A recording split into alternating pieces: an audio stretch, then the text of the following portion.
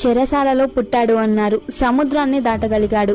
6 రోజుల పిల్లవాడు అన్నారు, అసురుల పాలిట యముడయ్యాడు. గోవుల సంరక్షకుడుగానే ఉండగలడు అన్నారు, గోవర్ధనగిరిని చిటికెన వేలితో ఎత్తాడు. పిరికివాడు అన్నారు, పాము పడగలపై నృత్యమాడాడు. వెర్రిగా మన్నును తింటాడు అన్నారు, విశ్వాన్ని మొత్తం నోట్లో దాచగలిగాడు. ఒట్టి అల్లరివాడు అన్నారు, ఆడదాని గౌరవాన్ని చరిత్ర చూసేలా చేశాడు. ప్రేమలో ఓడిపోయాడు అన్నారు, కానీ ప్రేమనే గెలిచి చూపాడు. నల్లని వాడన్నారు, నీలిమేఘశ్యాముడయ్యాడు. కత్తి పట్టలేడు అన్నారు, కానీ జగన్నాటక సూత్రధారి అయ్యాడు. తెలివిలేని వాడు అన్నారు, తెగిస్తే సమస్త లోకం హడలిపడింది. స్త్రీ అంటే గౌరవం లేదు అన్నారు, శాపాన్ని మాత్రం మౌనంగా స్వీకరించాడు. యుద్ధ భూమిలో శూన్యం అన్నారు, సుదర్శన చక్రాన్ని తిప్పితే సూర్యుడే మబ్బుబారాడు. రణరంగంలో సామర్థ్యం లేదు అన్నారు, రథసారథై సత్తా చూపాడు. ఆఖరి ప్రశ్న, నువ్వు ఎవరు అంటే, అర్జున, నేను సమస్త లోకానికి గురువు. రాబోయే కాలానికి కర్మనవుతా, రక్షకుడిని అవుతా, అధర్మం పట్ల అసురుడిని అవుతా. ధర్మ సంస్థాపనకై దశావతారాల్లో 8వ అవతారం ధరించిన శ్రీకృష్ణ పరమాత్ముణ్ణి నేను.